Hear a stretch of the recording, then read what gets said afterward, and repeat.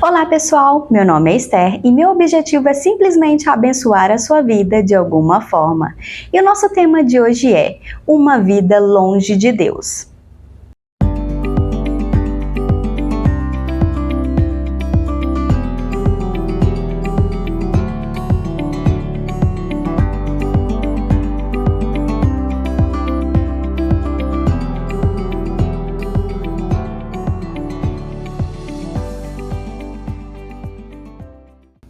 Hoje nós vamos continuar com o nosso estudo bíblico. Nós estamos estudando a história de Caim e de Abel. Esse estudo ele foi dividido em 3 partes, então eu vou deixar aqui para vocês na descrição do vídeo a parte 1, a parte 2 e a parte 3, para vocês poderem acompanhar tudo direitinho.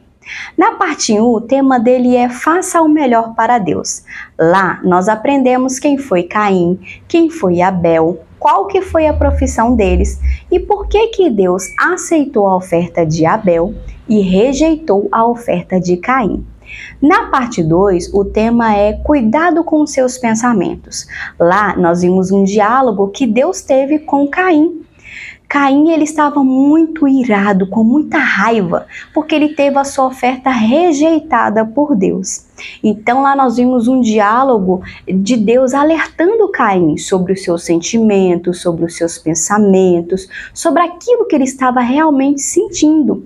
E o alertando, Caim, toma cuidado, o pecado está batendo a sua porta e você precisa dominá-lo, você precisa vencer esse sentimento. E também nós aprendemos o porquê. Por que Caim matou Abel? Por que ele tirou a vida do seu irmão?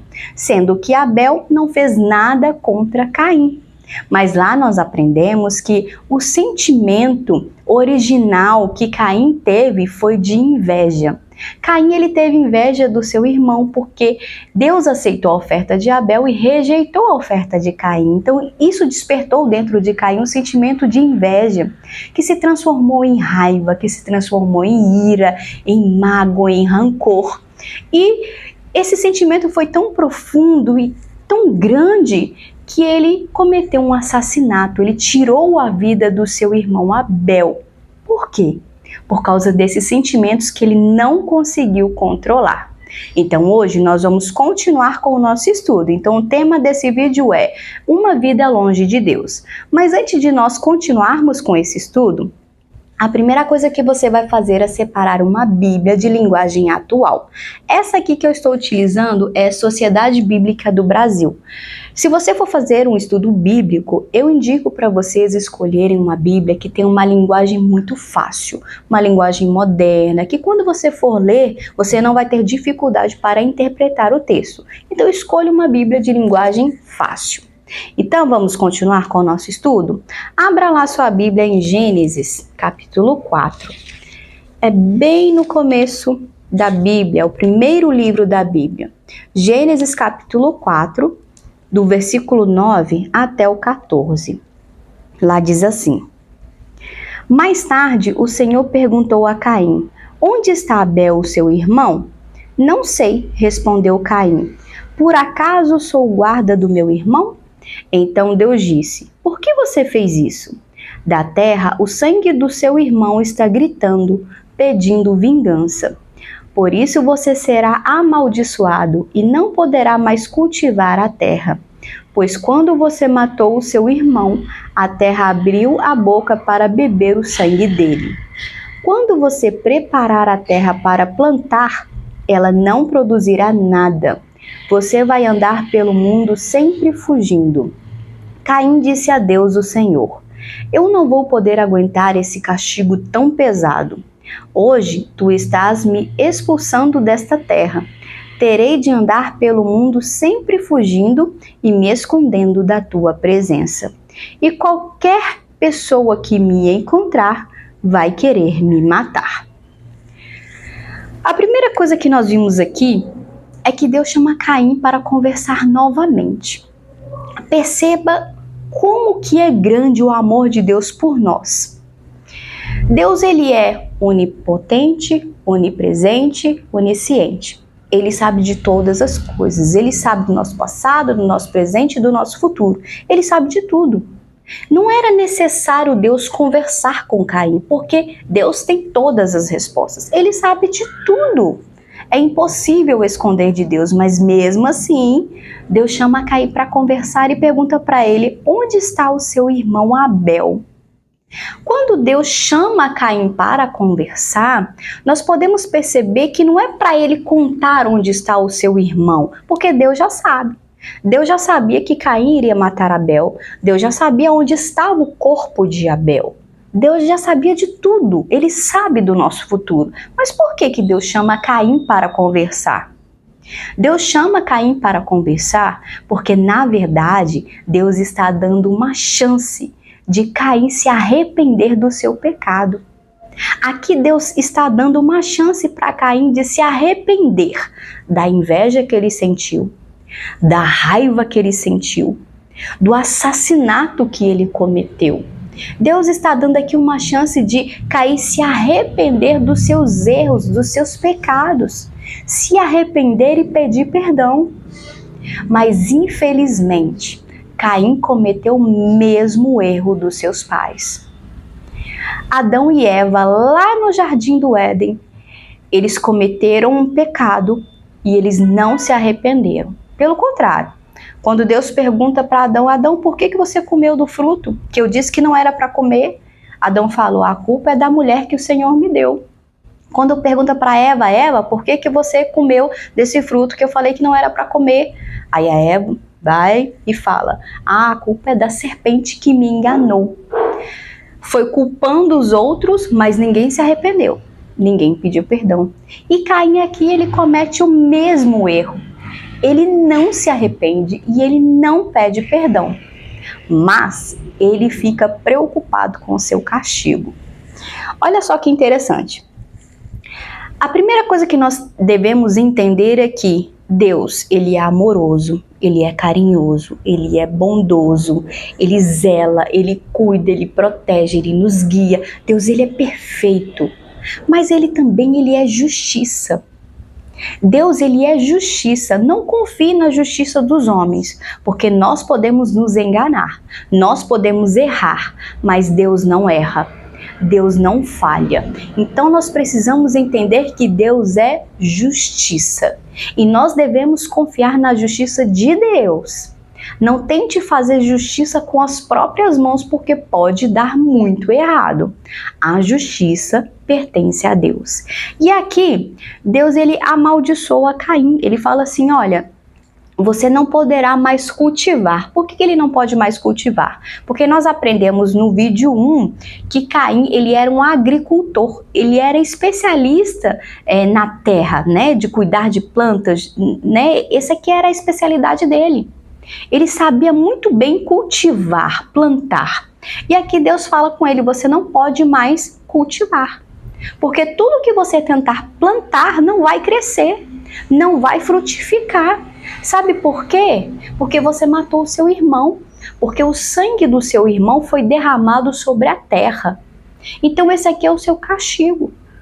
Você não vai mais conseguir plantar. Então Deus lança sobre Caim uma maldição para que ele não consiga mais cultivar da terra, que era aquilo que ele era especialista. E em seguida fala com ele que, olha aqui, olha, lá no versículo 12, você vai andar pelo mundo sempre fugindo.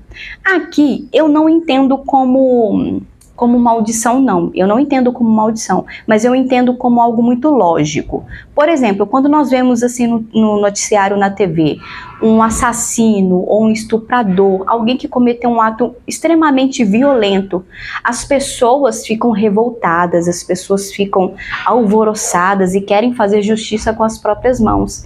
Se o assassino é pego, se o estuprador é pego, as pessoas lincham ele, batem nele e tentam fazer justiça com as próprias mãos. Então eu vejo isso como se fosse isso mesmo, esse caso de noticiário. As pessoas que estão ao redor ficam revoltadas e querem fazer justiça com as próprias mãos. Mas nós devemos entender que a justiça, ela vem de Deus. É Deus quem faz justiça. Nós nos enganamos, nós erramos. Pessoas são presas mesmo sendo inocentes porque foram enganadas, né? Quantos casos existem de pessoas que foram presas porque foram confundidas com os agressores verdadeiros, com os assassinos verdadeiros? Existe muita injustiça no mundo. Por isso que nós não devemos confiar na nossa justiça, porque ela é falha. Ela é muito falha, mas nós devemos confiar na justiça de Deus. E aqui Deus lança uma maldição sobre ele e diz para ele que ele será como um fugitivo aqui na terra. Só que aqui Caim, ele fica muito preocupado com esse castigo dele. Para ele isso é um castigo muito grande. Poxa vida, ele tirou a vida de alguém. Se fosse nós, seres humanos, o que a gente ia querer? Ah, você matou, então você vai ter que morrer também. Essa não é a nossa justiça? Essa aqui é a justiça dos homens. Mas aqui eu vejo tanto amor em Deus quando ele coloca essa maldição como um castigo, né? O fato dele não conseguir plantar, ou o fato dele o fato dele fugir. Eu vejo isso aqui como um amor, como cuidado. Sabe por quê? Porque enquanto o Caim estivesse vivo, ele ainda assim teria a chance, enquanto ele respirasse, ele teria a chance de se arrepender do seu pecado e pedir perdão a Deus. Aqui eu vejo o amor de Deus. Aqui eu vejo a misericórdia de Deus.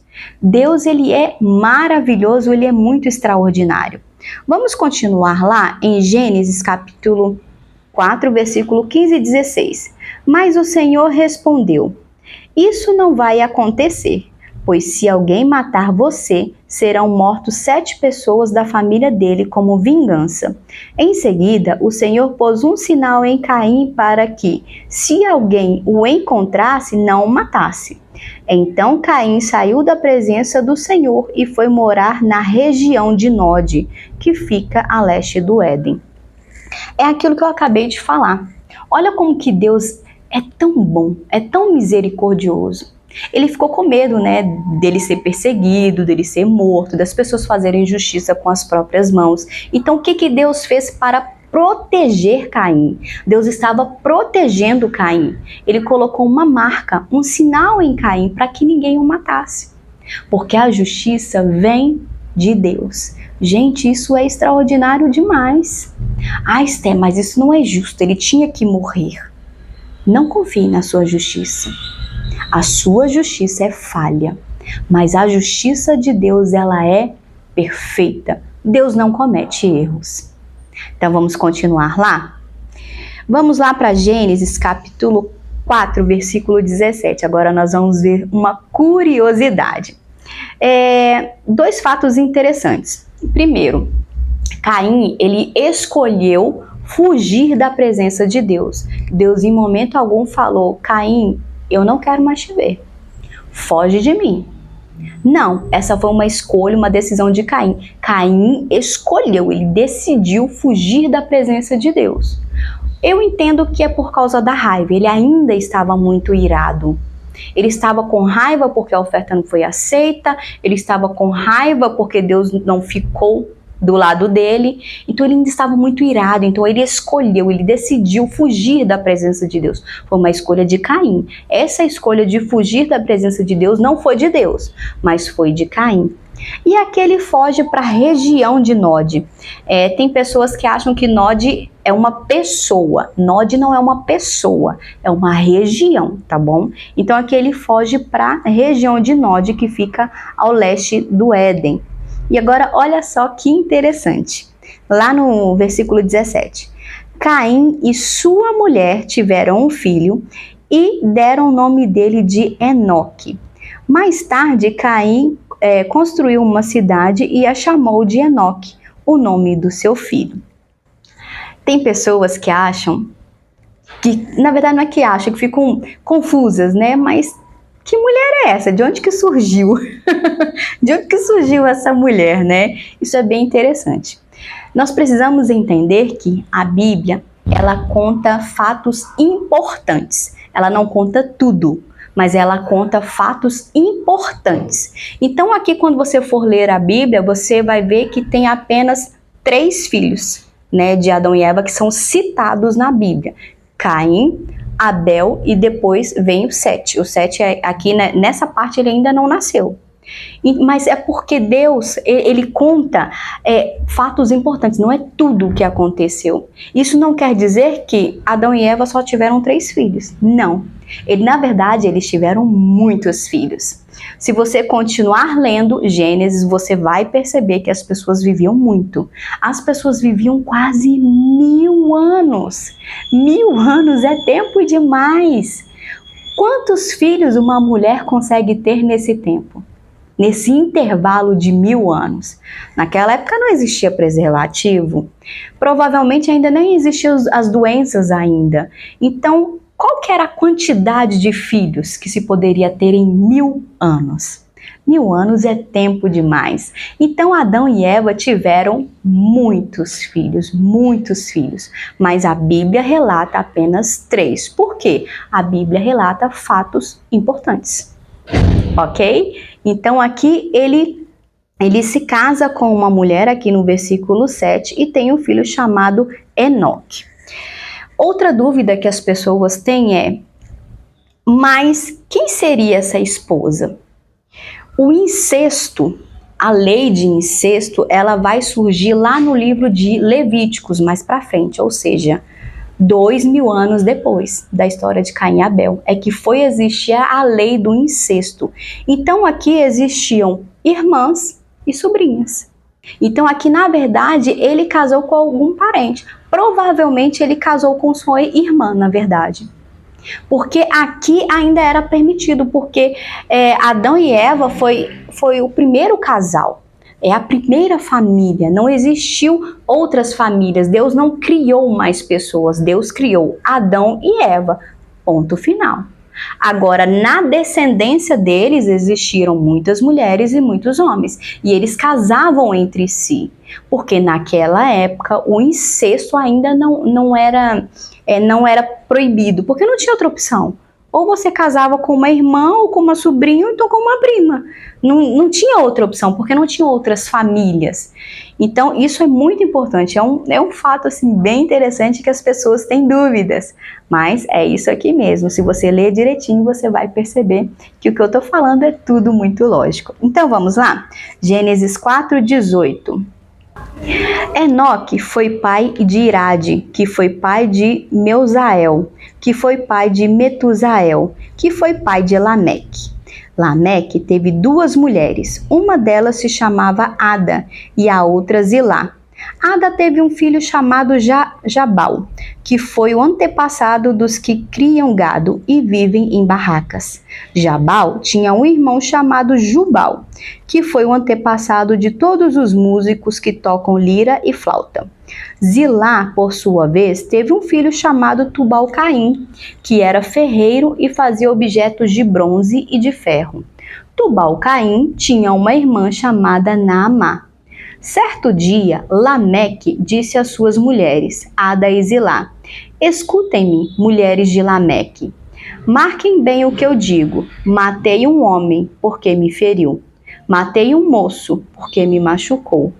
Se são mortas 7 pessoas para pagar pela morte de Caim, então se alguém me matar, serão mortas 77 pessoas da família do assassino. Então aqui nós vimos vários nomes muito interessantes daquela época. E o que acontece na verdade com Caim e a sua descendência? Caim, ele escolheu fugir de Deus. Ele fugia da presença de Deus, ele viveu como um fugitivo. Então ele se estabeleceu em uma cidade, ele se casou, ele teve filho.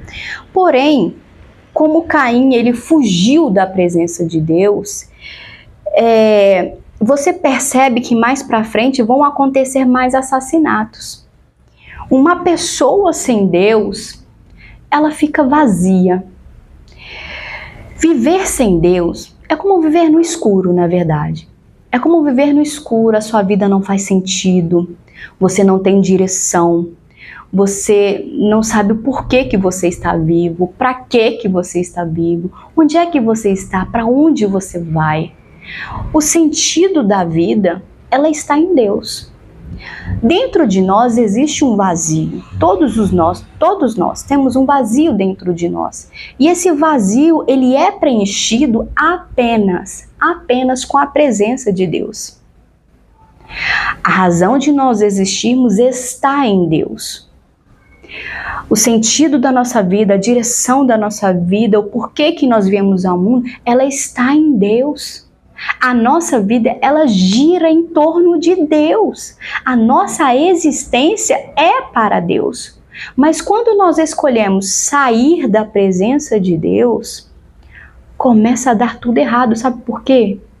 Porque a nossa vida começa a perder o sentido, começa a perder a razão, a gente começa a perder a identidade. Abre lá sua Bíblia em Salmos, capítulo 127. Salmos, capítulo 127, versículo 1 e 2. Se o Senhor Deus não edificar a casa, não adianta nada trabalhar para construí-la.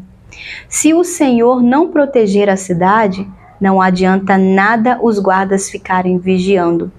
Não adianta trabalhar demais para ganhar o pão, levantando cedo e deitando tarde, pois é Deus quem dá o sustento aos que Ele ama, mesmo quando estão dormindo. Eu espero que você tenha aprendido com a história de Caim e de Abel.